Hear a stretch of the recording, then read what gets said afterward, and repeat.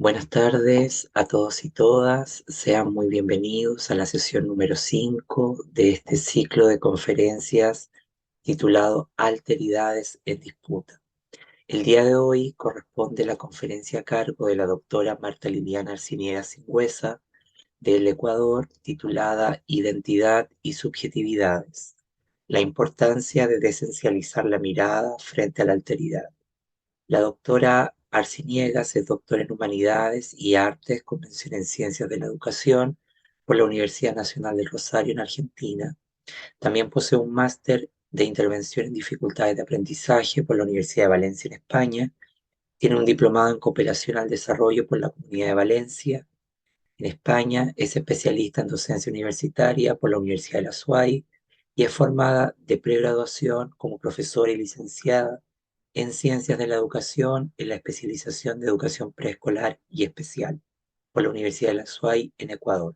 Actualmente se desempeña como académica investigadora en dicha casa de estudios. Es docente invitada en los programas de posgrado en la Universidad Nacional del Ecuador, UNAE, la Universidad Técnica de Machala del Ecuador, Universidad de Cuenca del Ecuador.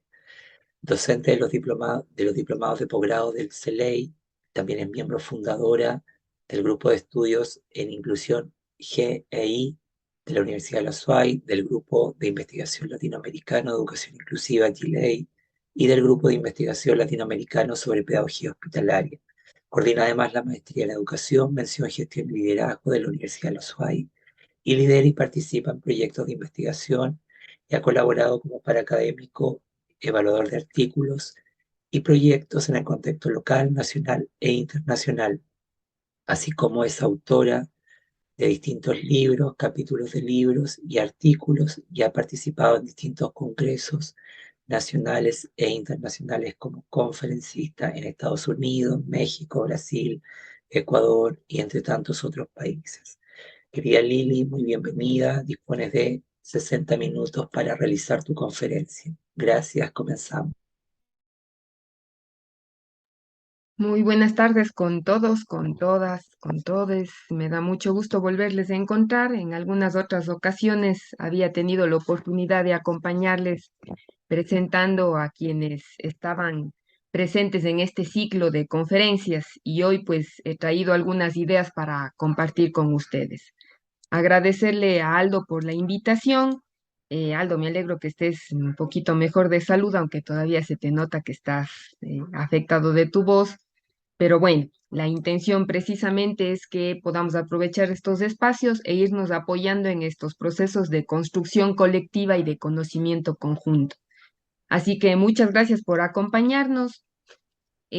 Como he estado en sesiones anteriores, me gustaría empezar esta primera parte presentando algunas imágenes y algunas ideas y luego poder cerrar con algunas reflexiones en torno a este tema tan importante que nos ha convocado en todas estas sesiones y que de hecho ha tenido varias dinámicas, varias formas de abordarla, pensamientos bastante profundos en cuanto a cómo diferentes autores nos han podido ir interpelando en función a cómo entenderle al otro y cómo este otro, desde estas diferentes perspectivas, desde estas diferentes teorías, precisamente tiene diferentes formas de comprender. Y difícilmente si no abordamos desde esta complejidad y desde esta profundidad, no vamos a poder entender lo que está pasando en el contexto actual, en el contexto educativo, en la sociedad, en nuestras sociedades a las que pertenecemos. Entonces, como les decía, en esta primera parte quisiera compartir algunas imágenes con ustedes en torno al tema que me gustaría presentarles y que precisamente lleva por título Identidad y subjetividades, la importancia de desencializar la mirada frente a la alteridad. Me gustaría empezar precisamente con algunos planteamientos que tiene Sigmund Bauman en relación a cómo podríamos entender la sociedad actual y de hecho me gusta mucho su libro de la modernidad líquida, el amor líquido, precisamente porque nos permiten entender que somos un fiel reflejo de lo que está pasando en nuestra sociedad y que queramos o no, por más que intentamos que lo que pasa en la sociedad no influya en nosotros, es algo imposible, porque el mundo que nos rodea influye en nuestras decisiones, en nuestros comportamientos, en el sistema de valores e incluso la mayor parte de las veces en las emociones que experimentamos. No podríamos decir que estamos si no estamos de acuerdo con la sociedad, que nos desvinculamos y que la sociedad no nos va a afectar. Eso es algo totalmente difícil de plantear. De una u otra forma, lo que pasa en nuestros contextos influye en la forma de relacionarnos y también en la forma en la que estamos involucrados en este contexto. Por lo tanto, este filósofo sociólogo Sigmund Bauman precisamente afirma que nuestra época está caracterizada por las relaciones líquidas y cuando intentamos definir qué es esto de las relaciones líquidas, dice él, son estos vínculos frágiles que de alguna forma establecemos con las personas que nos rodean. Entonces, él dice, estas relaciones líquidas lamentablemente se ven o podrían estar reflejadas en todas las esferas de la vida. Por ejemplo, en el ámbito de la pareja, en la familia, en las amistades. Y el punto en común en cualquiera de estas relaciones precisamente es la fragilidad, es decir, esta imposibilidad de que las relaciones puedan durar en el tiempo. Y cuando, por ejemplo, intentamos definir por qué podrían desarrollarse estas relaciones líquidas, precisamente es esta fragilidad la que caracteriza mucho lo que está pasando en nuestra sociedad, es decir, esta inmediatez que caracteriza mucho lo que hacemos.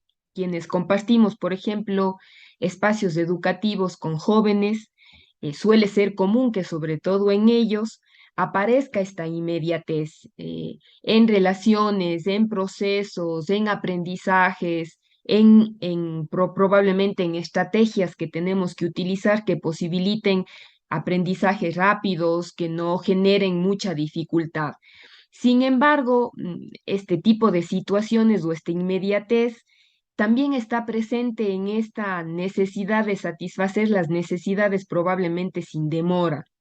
Cuando uno revisa estos libros de Bauman, él dice, de hecho, la sociedad está ya caracterizada por esta inmediatez. A veces queremos, si estamos en un contexto social, queremos una receta que se pueda hacer rápido, o cuando vamos al supermercado necesitamos, por ejemplo, a lo mejor incluso hasta alimentos que hoy en día se preparan de forma rápida. Es decir, es algo que caracteriza a la sociedad en general.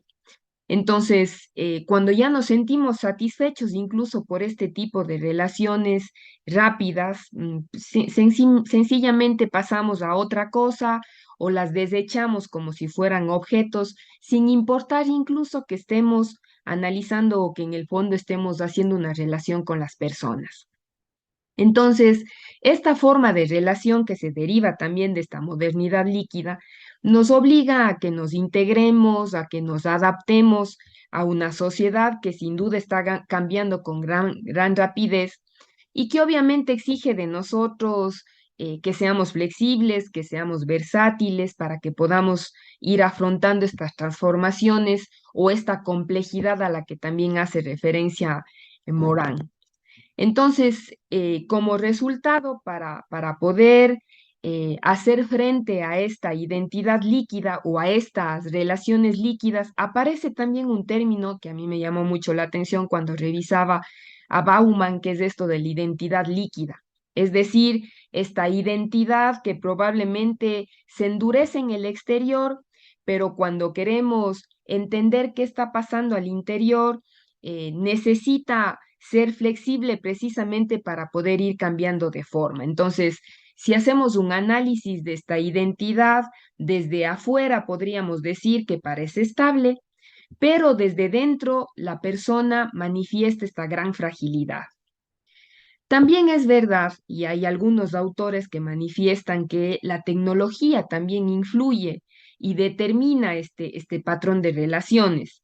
De hecho, muchos jóvenes, por ejemplo, en ausencia de estas relaciones sólidas o de estas relaciones profundas, buscan el remedio en la cantidad, cuando en realidad, por ejemplo, creo que es bastante común en cuanto a las redes, cuando hablamos de esta cantidad, eh, se preocupan mucho por el número de seguidores o de likes en las redes sociales, o por ejemplo se dejan influenciar mucho por la velocidad con la que muchas veces se difunden los mensajes, y esto hace que también las identidades se vean afectadas por esta incapacidad probablemente de poder establecer estos lazos sólidos.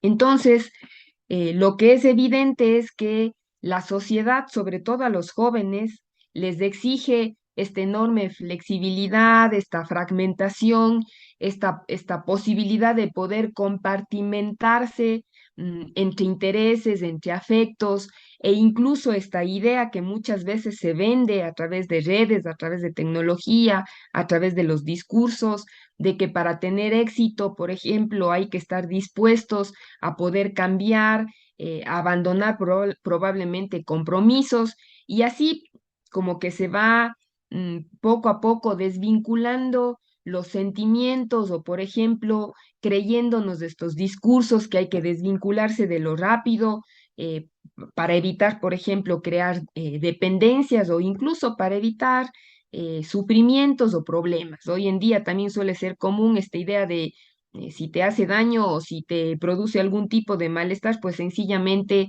pasa a la página y vea una página nueva.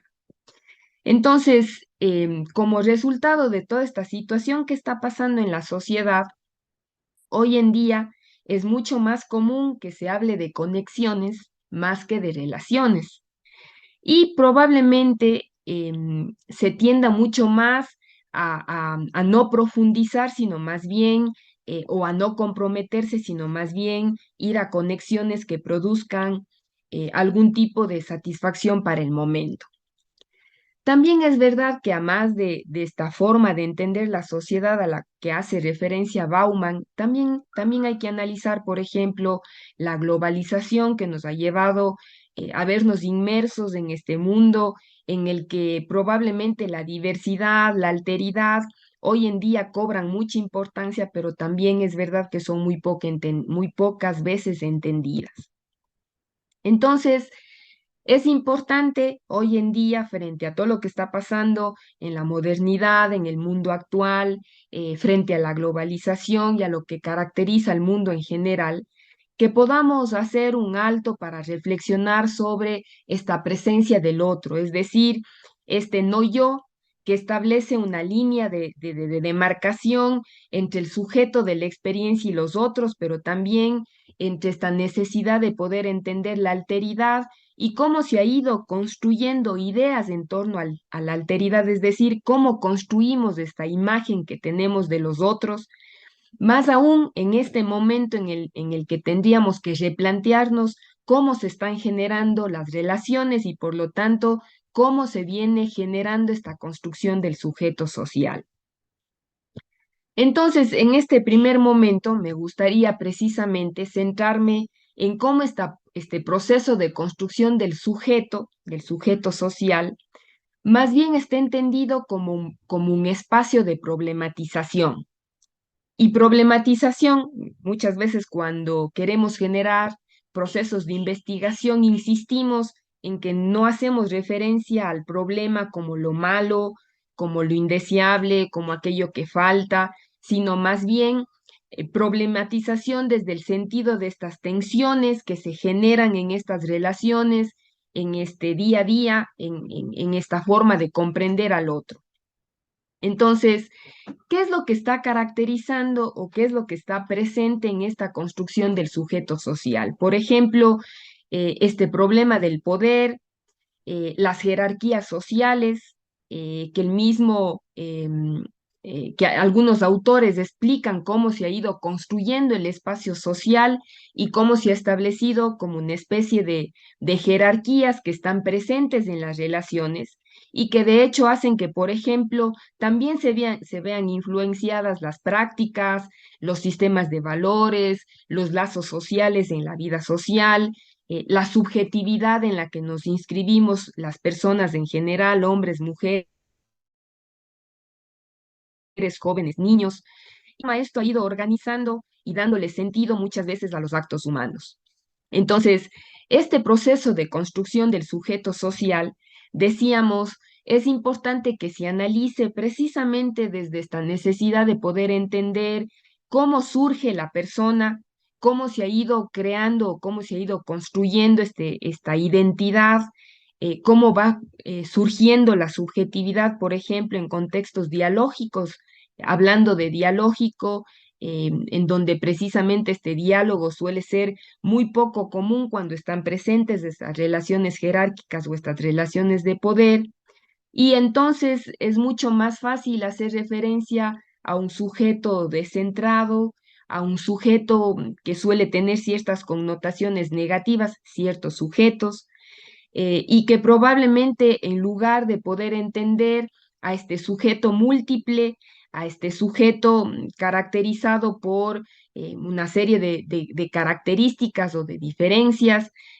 más bien la historia, y ahí tiene mucho sentido lo que la historia ha podido hacer en este sentido común que se ha ido instaurando en la forma de pensar y en la vida de las personas, haciendo que probablemente nos cuestionemos muy poco sobre lo que está pasando en la construcción de la alteridad como tal.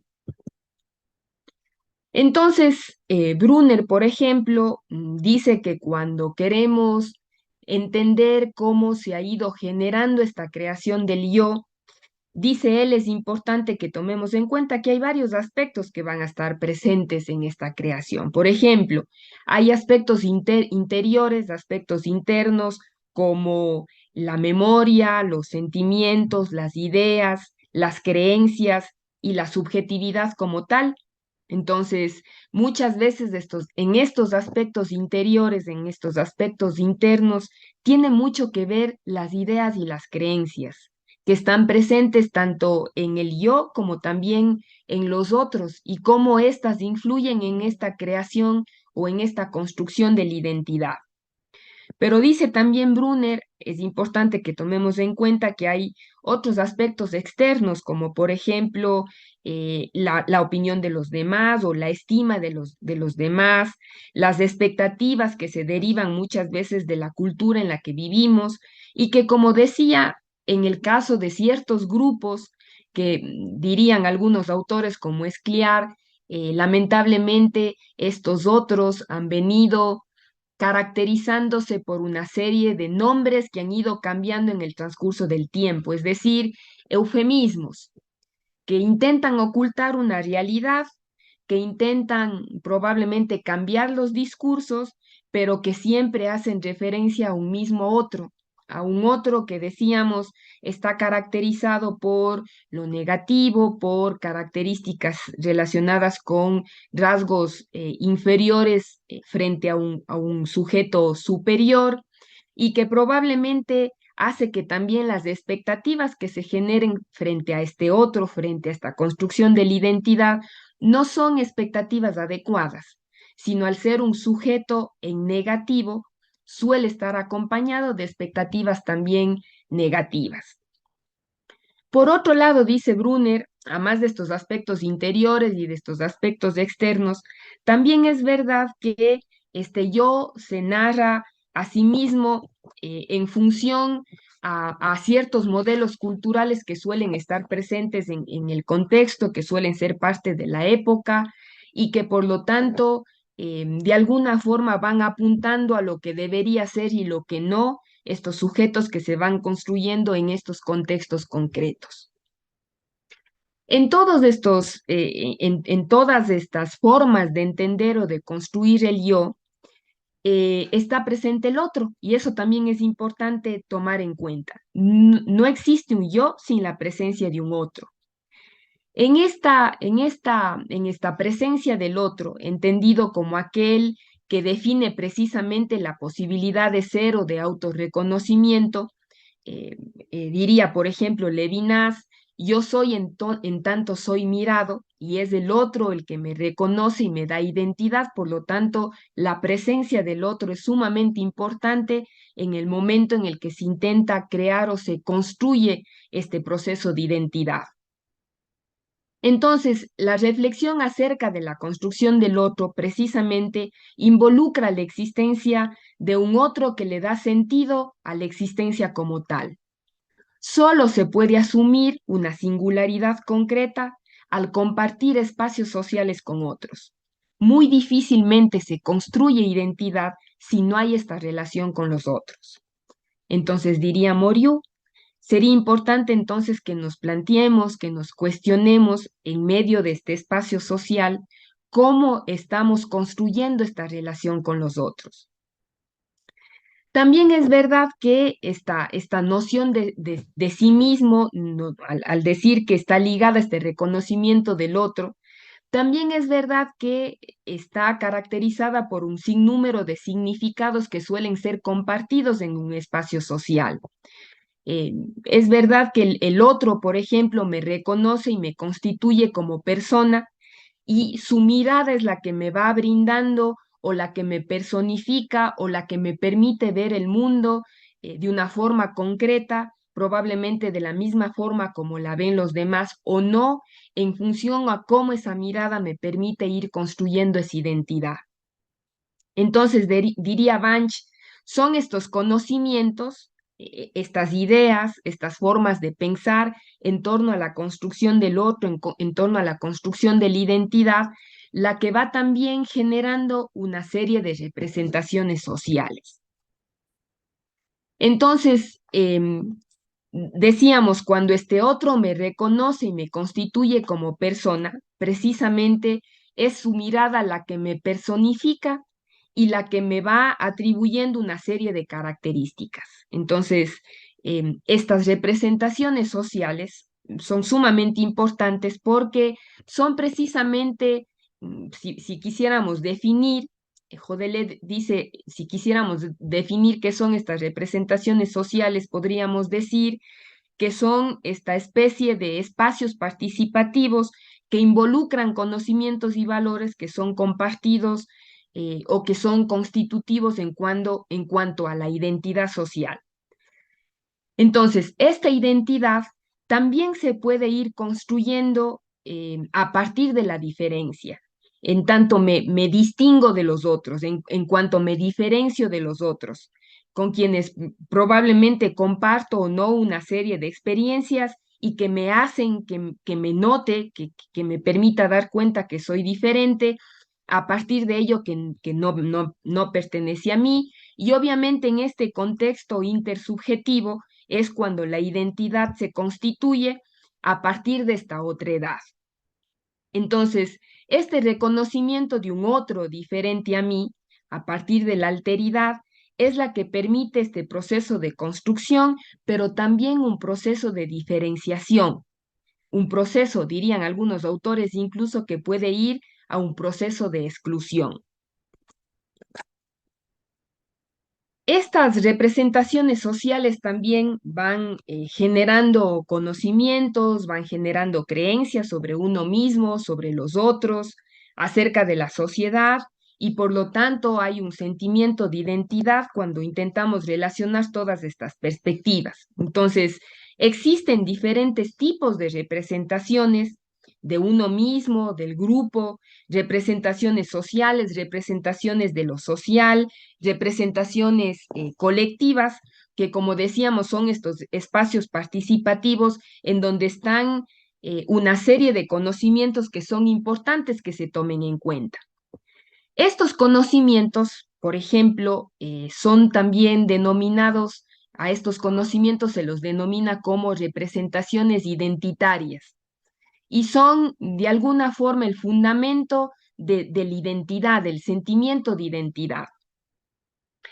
Cuando revisaba algunas ideas de cómo entender esta construcción de la identidad, de la alteridad, hay un autor, Moscovici, que habla precisamente sobre cómo estos conocimientos se constituyen en lo que él les denomina como los temata, que serían estos temas constitutivos de las representaciones sociales y que se inscriben en los pensamientos de las personas, en los pensamientos, están en los pensamientos preexistentes, muchas veces dependen de valores tradicionales, de valores emergentes, de valores actuales, pero que se van transmitiendo de generación en generación y que por lo tanto evoca tanto significados antiguos, pero también están acompañados de significados actuales.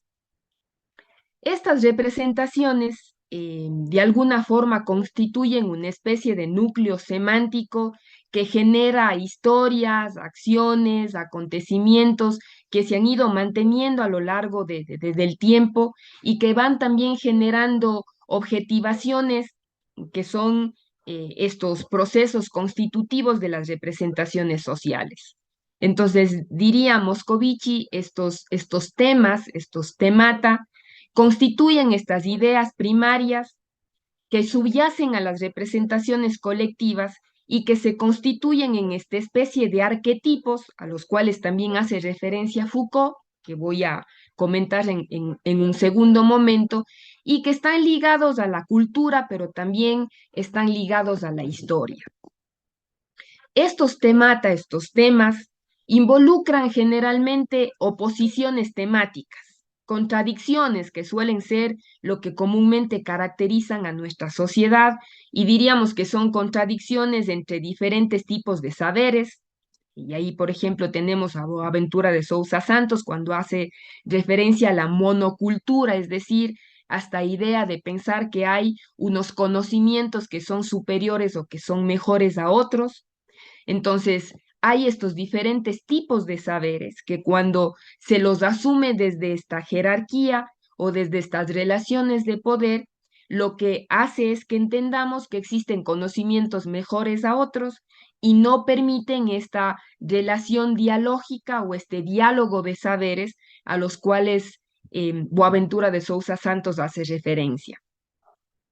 Cuando hablamos de estos temata o de estos temas y de estas contradicciones, también decimos que persisten en el transcurso del tiempo, que son parte de nuestra memoria colectiva y que de alguna forma se anclan a nivel social, haciendo que, por ejemplo, mm, lleguemos a entender que si bien hay diferencias de género, por ejemplo, entre hombre y mujer, probablemente cuando hablamos de un anclaje social, hacemos estas diferenciaciones en cuanto a género como hombre fuerte, mujer frágil, por ejemplo, y que han sido sostenidas a lo largo del tiempo y que de alguna forma son las que posibilitan que todavía estén presentes en esta dominación patriarcal.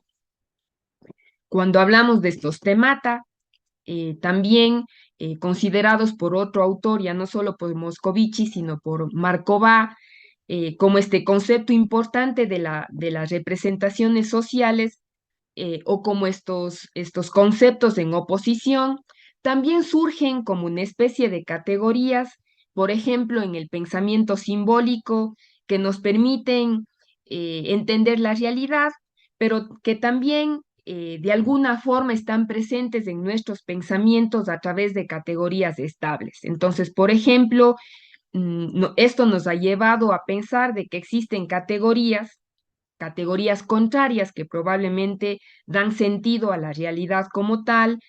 Por ejemplo, lo que decía hace un momento, hombre-mujer, blanco-negro, arriba-abajo, pero también estos temas están entroncados en el sentido común. Y cuando decimos que están como que se han enraizado en el sentido común, lamentablemente van como que transmitiéndose de forma irreflexiva de generación a generación y se tornan en constitutivos de las representaciones sociales. Entonces, por ejemplo, estos temata o estos temas se hacen públicos y están compartidos por las personas que pertenecen a una misma cultura y por lo tanto desde esta forma de pensar o desde la misma cultura están presentes en las experiencias y van generando estas representaciones sociales. Entonces, van creando discusiones, luchas, argumentaciones, pero también recuerden un sentido común, que está presente en estos procesos, en la realidad, y que han ido normalizando una serie de procesos educativos, de procesos sociales. Lamentablemente, van circulando de forma implícita a lo largo de muchas generaciones. Es decir, lo implícito, para poder entender, es como esta especie de iceberg. Nosotros vemos únicamente lo que está fuera del agua, que sería lo explícito, pero lo implícito es todo lo que está dentro.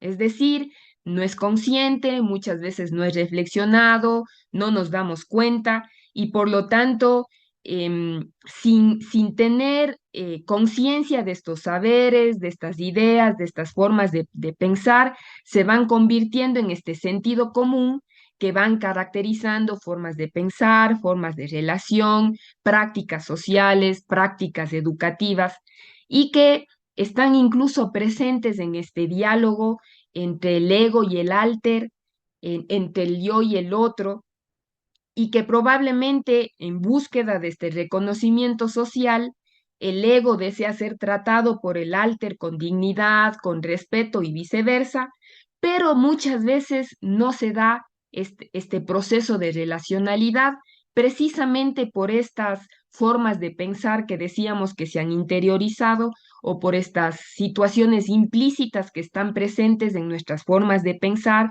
y que probablemente están caracterizando esta relacionalidad, estos encuentros con el otro, y que no nos damos cuenta, y ahí me gusta mucho una frase de un autor, un pensamiento de un autor, Teodosiadis, que dice, no nos damos cuenta que estas relacionalidades podrían estar cargadas por una serie de connotaciones precisamente en función a la idea que se tenga del otro.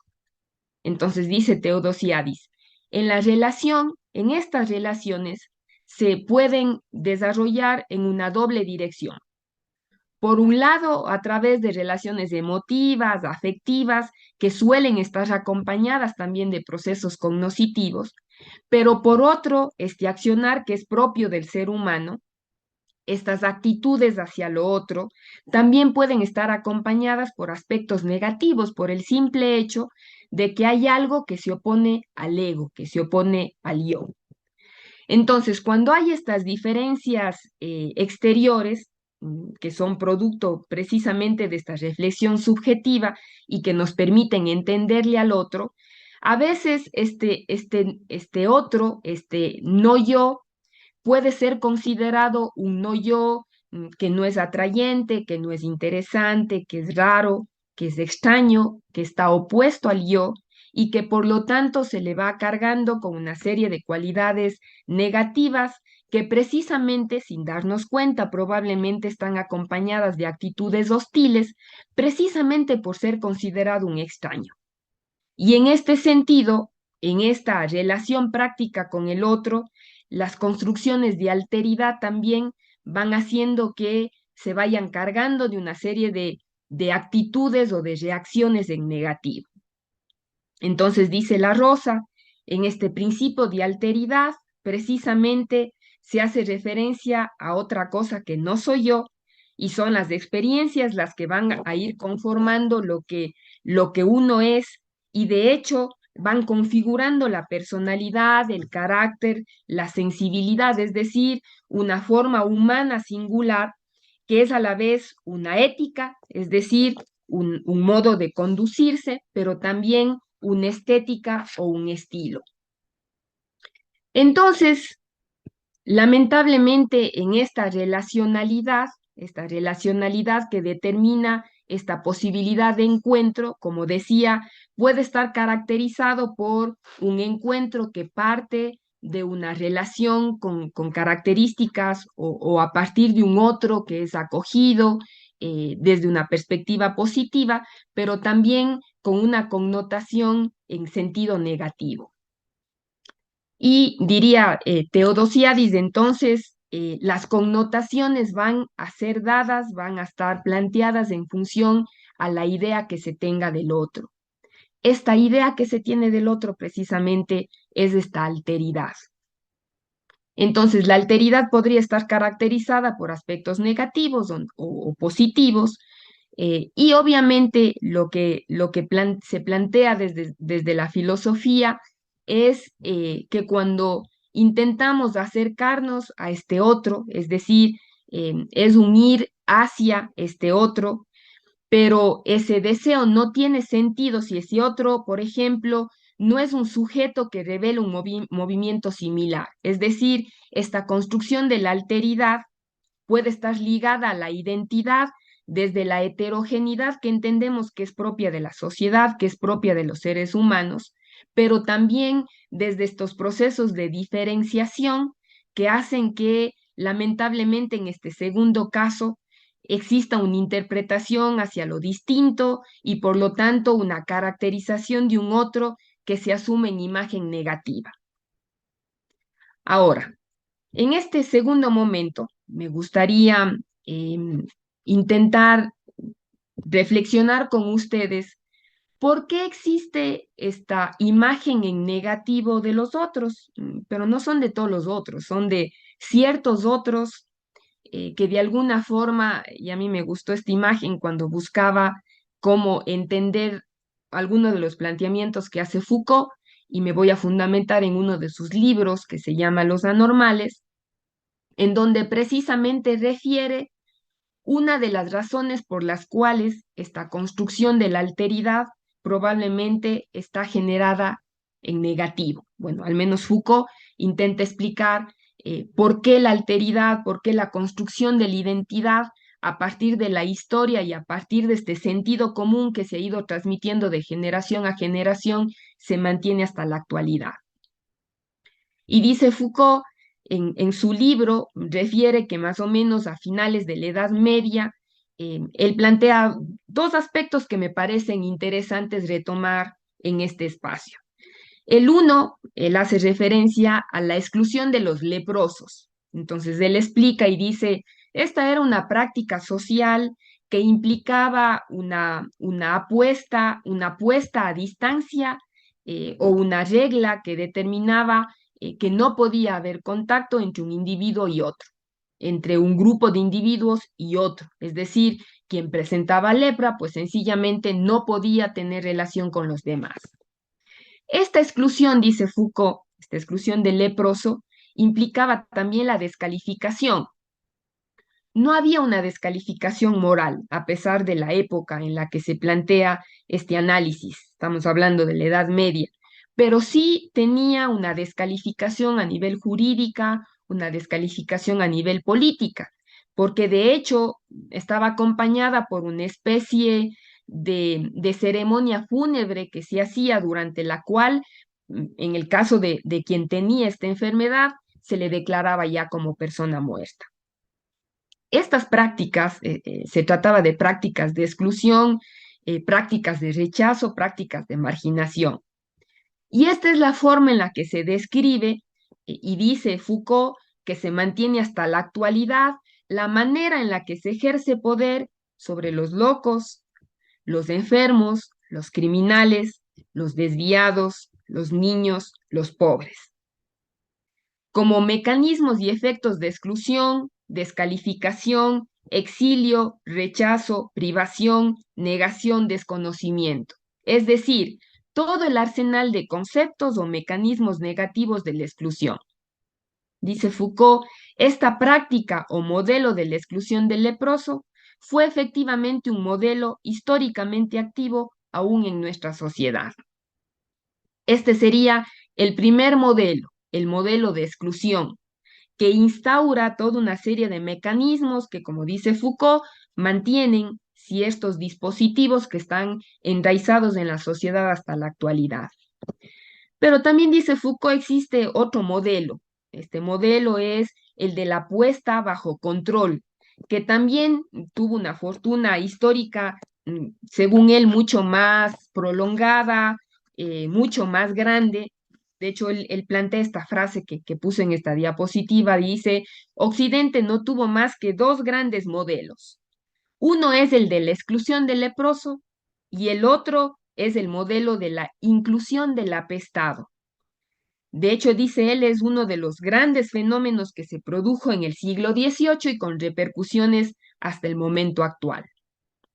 Entonces, esta práctica concerniente a la peste era muy diferente de la referida a la lepra, puesto que en el caso de la lepra, más bien, era como si se tuviera que definir una especie de territorio, pero dice Foucault, un territorio confuso hacia el que se le expulsaba a la población de la que había que purificarse.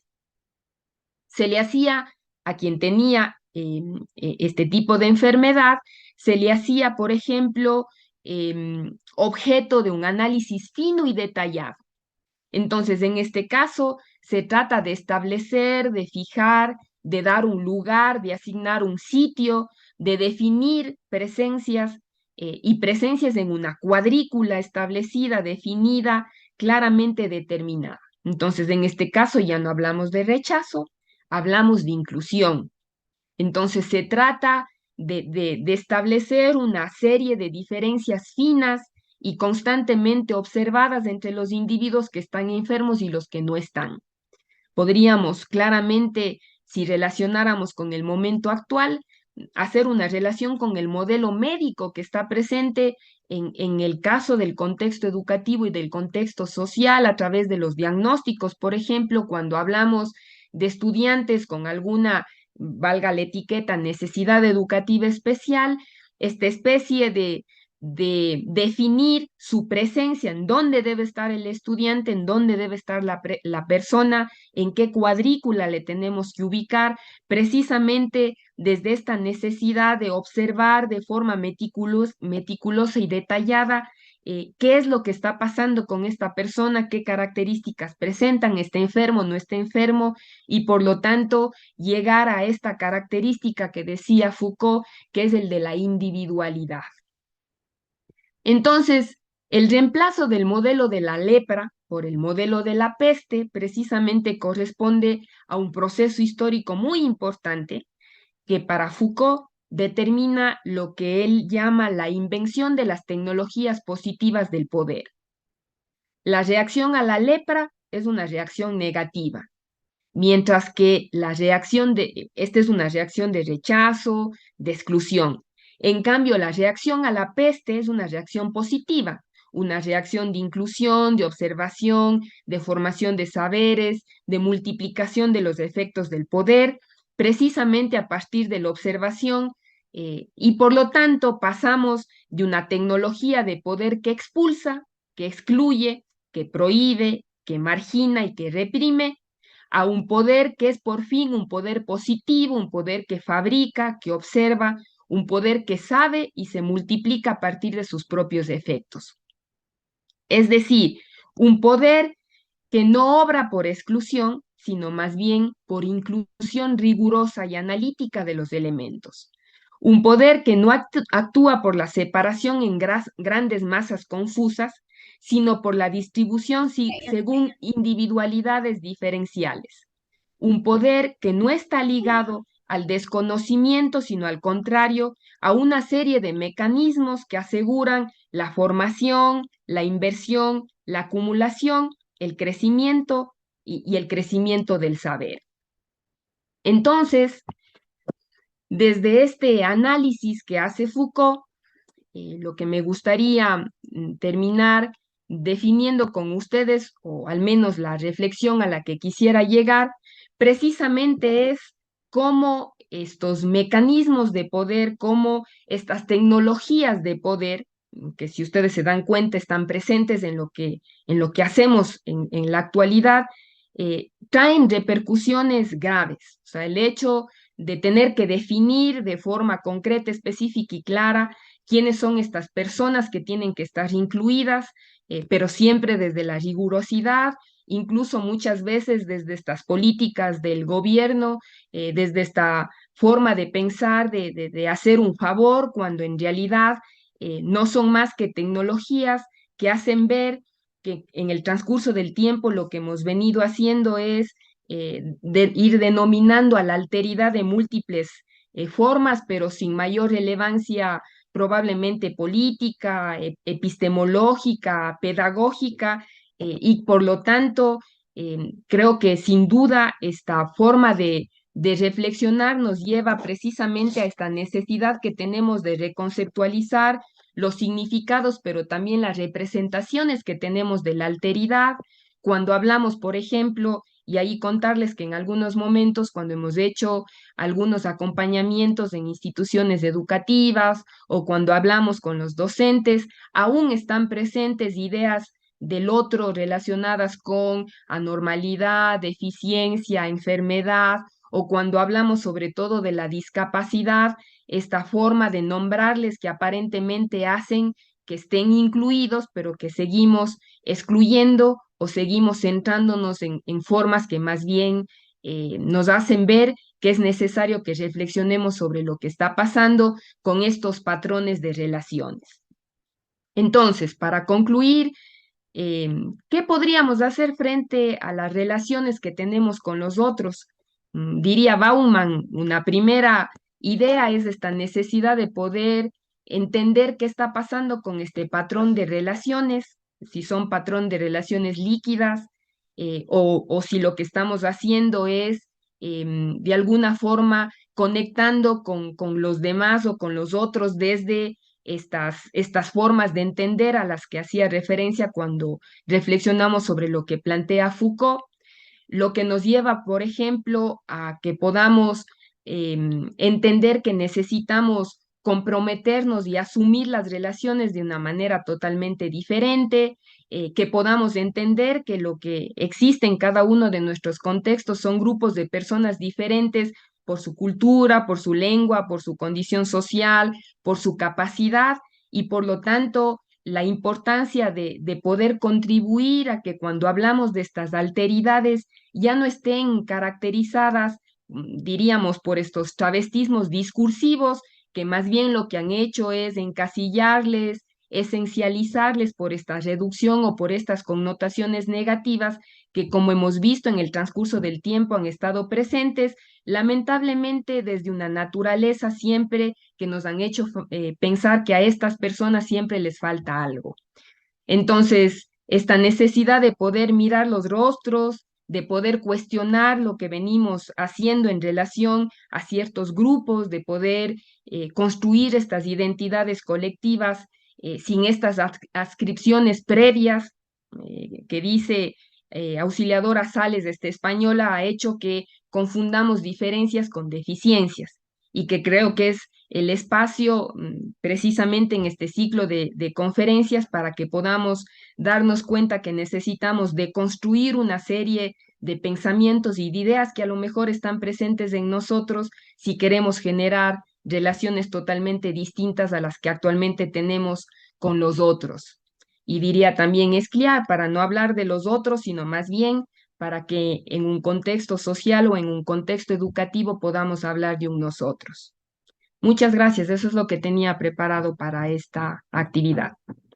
Muchísimas gracias, Lili. Gracias por hacer este barrido conceptual entre los procesos de diferenciación, diferencialismo social que se van colando persistentemente entre las políticas públicas, los procesos de formación del profesorado y se reproducen tan fuertemente también en los análisis que la investigación ofrece para hablar de educación inclusiva eminentemente, ¿no?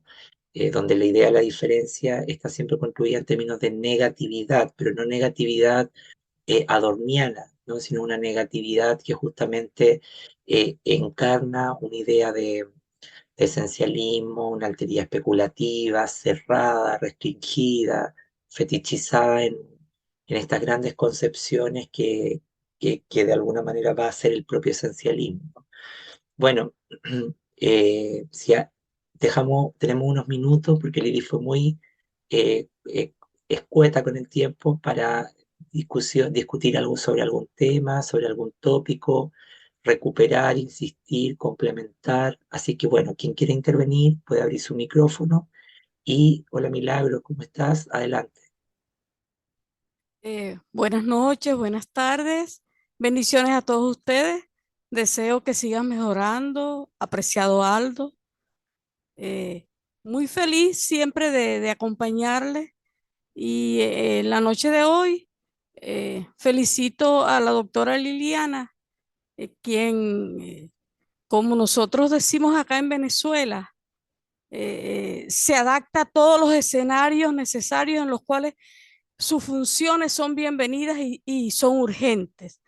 Y no me sorprende la lucidez de su disertación y la sencillez con que expresa un tema tan delicado y tan necesario de mirarnos en él para ver quiénes somos nosotros mismos para comenzar.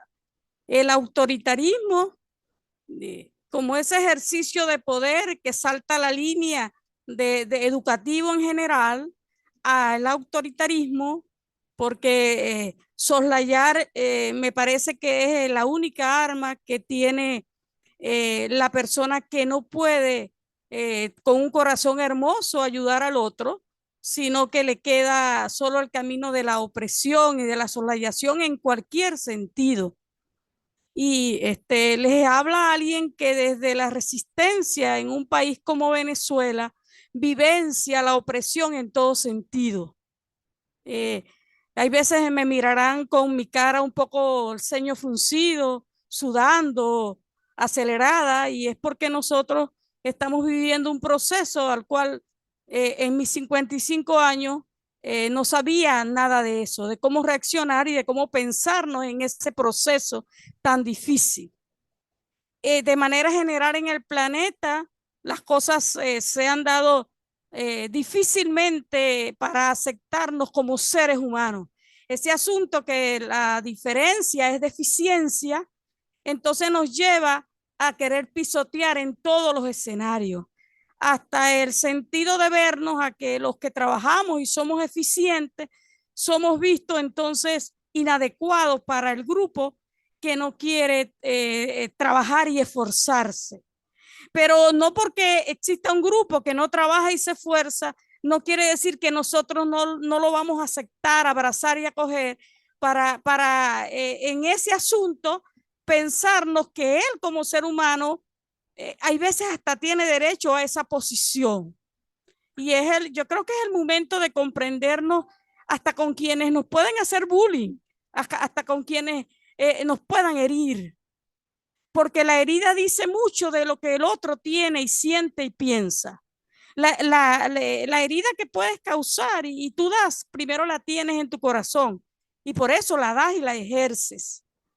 Ahora, apreciada doctora Liliana, ¿qué recomienda usted, por ejemplo, en los posgrados, donde queremos investigar de manera diferente, queremos mirar ese mar de incertidumbre en un balcón inmenso para mostrar que las verdades son muy escuetas, son muy inacabadas, que no existe, que nadie tiene la verdad, que la complejidad es totalmente inabrazable? ¿Cómo pensar en esos ejercicios de poder donde, por ejemplo, se encierra un tesista y se le obliga a que si tú no trabajas con este método y esta manera y esta forma, tú no lo estás haciendo bien? Entonces, ¿qué recomienda usted? ¿Cómo pensarnos en ese ejercicio de autoritarismo? Donde sin duda lo que dice el planeta y los resultados de lo que ocurre en la humanidad, en lo que yo llamo esa humanidad demasiado inhumana, nos está diciendo que muchas cosas no hemos hecho bien. No solo la colonialidad global, sino quienes le siguen, quienes le repiten y quienes le obedecen. ¿Por qué le hemos obedecido a pocas personas en el planeta para soslayar a nuestros propios hermanos? ¿Por qué obedecemos a un sistema para oprimir a nuestros compañeros de trabajo, a nuestros tesistas? En ese sentido, no quiero extenderme un poco más por el tiempo. Yo le felicito, apreciada doctora Liliana, porque usted toca un tema sumamente árido y difícil, lo toca con la sensibilidad de la mujer que usted es. Ahora, ¿cómo tocarlo así en los posgrados? ¿Cómo hacerlos con nuestros tesistas? ¿Cómo hacerlos con los que oprimen en las investigaciones? Muchas gracias, bendiciones a todos. Muchas gracias, Milagro, por las reflexiones, por la felicitación, y me parece muy importante lo que usted plantea en relación a qué hacer en nuestros programas formativos. Me parece que ese es uno de los desafíos que todavía tenemos quienes estamos formando a otras personas. Yo recuerdo que en mi proceso de formación doctoral, casi siempre mi tutor me repetía que uno tiene que ser coherente entre lo que dice y lo que hace. Por lo tanto, quienes defendemos la postura de la educación inclusiva, no podemos quedarnos solo en el discurso, sino me parece que una de las transformaciones más importantes que tenemos que hacer parte de uno mismo. Estas formas de pensar distintas tienen que verse reflejada en la relación que tengo con los demás. Y desde ahí se pueden ir generando también formas distintas de pensar en los demás, aparte en función a lo que uno mismo puede hacer. Lo otro que también, y hemos compartido otros espacios con Aldo a través de ley, en donde sí hemos planteado cómo se podría investigar de una manera diferente desde el enfoque de la educación inclusiva. Y ahí me parece, entre los diferentes aspectos que en algún momento hemos abordado, hemos hecho referencia a esta necesidad del el locus de enunciación, es decir, la postura desde la cual se hace la investigación. Muchas veces decimos que necesitamos movernos en paradigmas distintos, por ejemplo, el sociocrítico, el hermenéutico, ya no el positivista o el empírico analítico, pero seguimos insistiendo en la necesidad de ver los cambios en los demás, insisto, cuando las transformaciones tienen que generarse desde nosotros mismos. Y lo otro que me parece que es importante, y lo digo también desde mi postura como docente en una universidad, es esta necesidad de que la academia, de que el saber que hay en la universidad pueda dialogar con los saberes que existen, por ejemplo, en las instituciones educativas desde la práctica docente, porque lo que suele ser común es precisamente el pensar que hay saberes que son mejores que otros o que los que se generan desde la academia o desde la universidad son los únicos y los otros no tienen ningún valor. Y ahí también estamos cayendo en un error grande, porque si no le damos sentido a la experiencia, al conocimiento que está en la realidad, en el contexto, en la práctica del docente, probablemente estamos dejando de lado un elemento que es sumamente importante, que es cómo vamos a conectar con la realidad y con los contextos.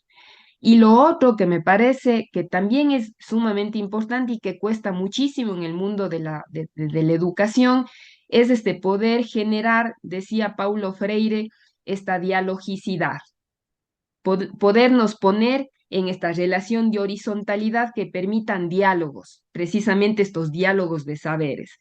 Creo que en el momento en el que nos despojemos de esta forma de pensar de que el profesor es el que tiene la única verdad y podamos entender que hay muchas otras verdades y que necesitamos generar estos diálogos en horizontal, probablemente empecemos a generar procesos de formación distintos tanto en grado como en posgrado. Eso es lo que podría comentar Milagros. Gracias por sus reflexiones. Muchas gracias.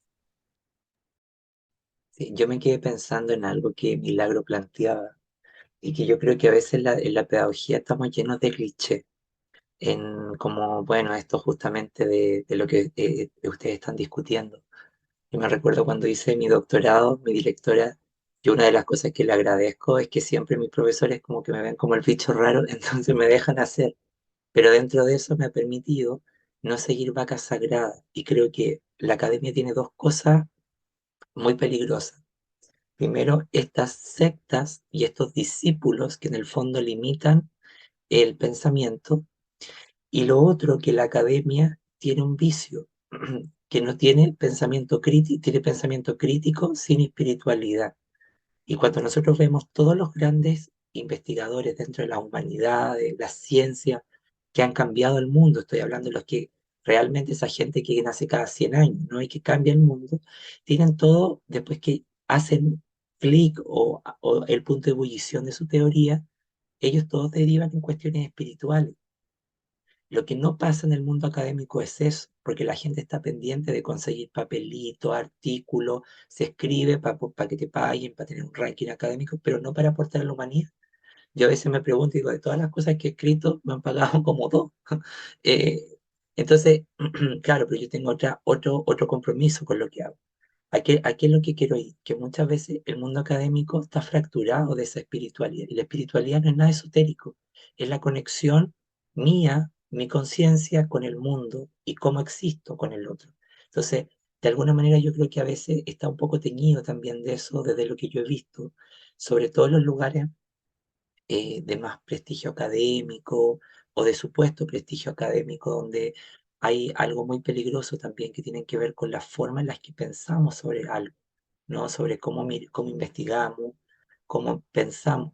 Y lo que más uno puede ver a veces son más cegueras que luces. Entonces es preocupante esta relación, ¿no? Bueno, eso quería aportarlo y yo hace muchos años atrás, cuando daba muchas clases en el pregrado, vi esto que tú dices, Milagro, pero no lo vi con tesistas, lo vi con profesores que daban teoría curricular, por ejemplo, y trataban pésimo a los estudiantes por venir de lugares que a lo mejor no eran un colegio de prestigio, sino que eran colegios al que va el 90% de la sociedad chilena, y los menospreciaban. Entonces, y cuando, por ejemplo, yo en esa época trabajaba en la Universidad de Chile y trabajaba en estos otros lugares, y puedo decir con mucha certeza que mis mejores estudiantes no eran los de la Universidad de Chile, eran de estos otros lugares, porque tenían compromiso, tenían un recuerdo ético, y lo otro de la Universidad de Chile era como el puro eslogan, y estaban preocupados de otras cosas menos de formarse bien. Y en todas las universidades públicas que he trabajado en este país, veo lo mismo. Entonces, ¿y dónde me he encontrado esa gente más luminosa, más comprometida, más creativa, que se hace cargo de sus dones? Justamente no están en esos espacios, porque pareciera que la vida entiende que los dones ahí no los vaya a poder multiplicar. Entonces, bueno, eso quería comentar nada más porque me hizo mucho sentido lo que tú señalabas. Mónica, ¿cómo estás? Adelante. Hola, ¿cómo están? Buenas tardes. Pues ahorita con todo esto que estoy escuchando, me hicieron pensar, esta semana iniciamos clases acá en México de educación media superior, en donde yo participo, y me parecía curioso lo que comentaban las profesoras que están a cargo de las materias que antes eran lectura y redacción y ahora le llamaron algo así como comunicación, la comunicación como un medio para interactuar con todo el mundo, ¿no? Algo así va la idea de la nueva reforma educativa. Entonces una maestra me comentaba, dice, ¿cómo es posible? Dice, ahora resulta que no tenemos que enseñar ni gramática, ni redacción, ni escritura. Entonces, bueno, la propuesta que está ahorita puesta en marcha en este nuevo modelo educativo dentro de esa materia de español era, por lo menos la fundamentación teórica que yo leía, es precisamente que los chicos se expresen, ¿no? Que hablen, que escriban y dejarle estos temas que normalmente son el peso de estas materias a la parte de la gramática, de la ortografía, del punto y coma, de la redacción, ¿no? Entonces me parecía interesante la preocupación y al mismo tiempo el enojo de la academia en este nuevo reto de decir, bueno, ¿cómo se van a expresar los chicos si me van a escribir algo si ni siquiera saben escribir? ¿No? O sea, y ahí ahorita me resonaba un poco esto de la alteridad. ¿Qué me puede decir el otro que yo no pueda corregir desde la gramática, desde la ortografía y decirle que lo que escribe no es correcto? ¿No? ¿O qué tanto me puede expresar en estas líneas que pueden parecer un sinsentido gramatical, ortográfico inclusive, pero que dicen a fin de cuentas mucho, ¿no? Porque a final de cuentas esa expresión de estos jóvenes adolescentes de educación media superior que de verdad tienen un temor pavoroso de escribir y precisamente este temor yo lo veo en esto de que pues siempre van a tener un error, pero ¿de qué tipo de error estamos hablando? Pues justamente de esto, ¿no? Gramatical, de redacción, de ortográfico, ¿no? Es el señalamiento ortográfico que hacemos los profesores, cómo les pesa a los alumnos, cómo los intimida en ese sentido. Entonces ahora en esta visión yo escuchaba a las maestras de estas materias muy, de verdad, muy enojadas porque ellas decían, ¿cómo es posible? O sea, ¿a dónde vamos en este país con que no les enseñemos a los chicos a escribir con ortografía, a escribir con redacción adecuada? Y cuando realmente ellas dicen, bueno, es que ahora resulta que el lenguaje, la escritura es mera comunicación, o sea, lo minimizan a mera comunicación, entonces yo me quedo pensando si efectivamente es una minimización o es otra vez una reconsideración lo que en realidad pues es el lenguaje escrito, por lo que decía Milagros ahorita, ¿no? Porque al final de cuentas también nuestros tesistas, nuestros estudiantes expresan de una u otra forma lo que piensan, lo que dicen, pero siempre se ven acotados, restringidos, limitados por una por pues toda una teoría, una concepción científica de cómo, decía ahorita Aldo, cómo escribir, cómo enunciar, cómo decir, cómo lo adorno, qué digo, qué no digo, etcétera, y que limita y que restringe precisamente estas formas de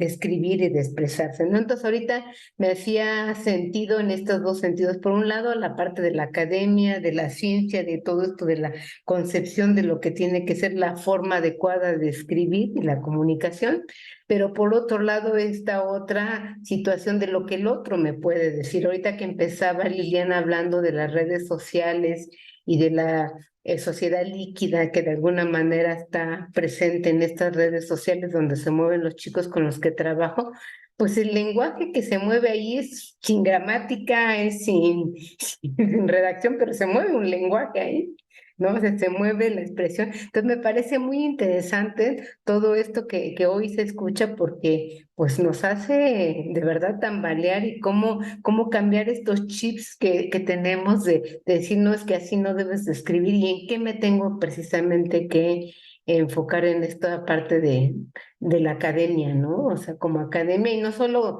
en lo individual como profesores, sino porque además nos debemos a toda una institución que pues por otro lado también nos exige, como que tus niños no saben ponerle acentos, como que tus niños no saben poner punto y coma, ¿no? Entonces es bastante fuerte el reto, ¿no? Que ahora estamos enfrentando. Lili, ¿te merita algún comentario, alguna reflexión, lo que Mónica señala? Sí, gracias, Mónica. Me pareció interesante lo que decía en relación a lo que dicen los profes o las profesoras. ¿Qué me puede decir el otro? Y peor aún si ese otro es un estudiante. Y desde los planteamientos de la educación inclusiva, muy difícilmente podemos construir procesos de aprendizaje sin el otro. Entonces, me parece que podría ser una oportunidad la que están viviendo en México para poder hacer partícipes a los estudiantes en estos procesos, para poder entender cuáles son las necesidades que tienen estos otros, los estudiantes, y poder construir procesos distintos en relación a los cambios que se están generando. Yo creo que en cada uno de nuestros países suele ser común que cuando desde el ministerio nos dicen hay un nuevo currículo y tenemos que hacer cambios, yo creo que todos los profesores entramos en crisis. Acá en el Ecuador suele ser también común. Y cuando uno hace el análisis de cuáles son los cambios, pues cambia el formato y dice ya no va a utilizar 5 columnas, sino va a utilizar 6 y va a utilizar tal aspecto y ya no el anterior. Entonces, lamentablemente no son cambios profundos, cambios de forma, de fondo, sino más bien son cambios de forma. Yo creo que ahí está el desafío que tenemos en el campo de la educación para aprovechar más bien esos procesos y hacer que esos cambios tengan sentido para los estudiantes, que en este caso son a quienes nos debemos. Muchísimas gracias, Lili. María del Socorro, adelante.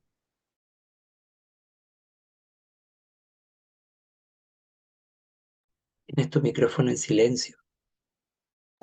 Ya. Bueno, yo con respecto a lo que estamos comentando, ¿no? Sobre esta política educativa, que tendríamos que analizar también cómo también genera un imaginario social con identidades frágiles, ¿no? En los contenidos escolares, históricamente se han dado un significado de que son como ciudadanos de segunda o que no alcanzarán a ser ciudadanos, ¿no? Por su no saber, y esto crea una identidad. Hablando de la identidad, yo me recordaba a Irving Hoffman, que tiene ese libro que se llama Estigma y le aumenta el subtítulo de la identidad deteriorada, ¿no? Y yo recuerdo que, bueno, él aquí nos dice que es desde los griegos y luego el cristianismo muy presente todavía en nuestros imaginarios sociales que aún señalan, por ejemplo, a las personas homosexuales como relacionadas o en un libro con una ideología hitleriana o demoníaca, ¿no? Entonces, bueno, me parece que tenemos presentes todo esto que fue el origen, los griegos, luego el cristianismo, que tienen todavía una repercusión en las identidades sociales, ¿no? Pero bueno, hablando de lo educativo, sí me parece que que es importante y retomar, por un lado, esta política educativa que sí creo que en nuestro país hay una polarización entre los que consideran que debe ser, de hecho, quemados los libros de texto que están por salir y que están tratando de cambiar esta visión de un solo conocimiento, de una sola lengua, a abrirse a la diversidad, ¿no? Que están proponiendo los proyectos en el aula como un proyecto más interdisciplinario que por disciplinas. Entonces me parece que hay cambios que pueden ser importantes, pero que, bueno, no están siendo considerados. Y bueno, con respecto a esto que hablaban de la investigación y que Milagros nos decía en algo, yo les quisiera comentar, y bueno, si a ella le interesa, un libro que por ahí pudimos trabajar entre varios, que se llama Las diferencias en educación, investigar, narrar y conversar en América Latina. Bueno, este es producto de darnos cuenta de los investigadores cómo desde estos paradigmas que tenemos, no positivistas, la mayoría ya en un sentido de estar en paradigmas cualitativos, de tomar en cuenta al otro, como de todas formas llegamos a darnos cuenta que seguíamos haciendo lo mismo, estaba el superior investigador sobre el investigado, ¿no? Y bueno, ¿a qué se llega definitivamente? Pues a la necesidad de crear nuevas formas de investigación, de estar con el otro en el momento de investigar. Y bueno, pues sí, definitivamente se llega a la necesidad de estar en diálogo. Casi se proponía nosotros, si yo solicito algo de tu vida, pues yo también comentarte parte de mi vida, por qué te veo, por qué te miro de esta manera, cómo he ido cambiando, y tú, cómo me ves, cómo me miras, casi hacer un diálogo, casi estar no solo como investigador, sino como un conversante con el otro, para de esta manera surja otras narrativas en la investigación, ¿no? Entonces, bueno, eso quería comentar, no me alargo. Muchas gracias. Muchísimas gracias, Socorro. Lili, Pongo el ¿algún nombre planteamiento, ya. algún comentario frente a lo que Socorro nos comparte? Me pareció muy interesante lo que decías, María del Socorro, en relación a los estigmas frente a las identidades. Precisamente desde esta otra perspectiva también creo que es bastante evidente lo que pasa con ciertos grupos y esta necesidad que tenemos de desesencializar probablemente lo que se viene haciendo a través del transcurso del tiempo. Únicamente agradecerles por las réplicas, por las reflexiones que sin duda hacen que el espacio pueda cumplir su objetivo, que es el de la reflexión en conjunto. Nada más. Bueno, muchísimas gracias, Lili. Gracias a todos y todas por sumarse el día de hoy. Y recuerden que el próximo miércoles 16 está la última conferencia que cierra el ciclo. De este modo, nos despedimos el día de hoy. No sé, Lili, si quieres decir unas últimas palabras antes de cerrar.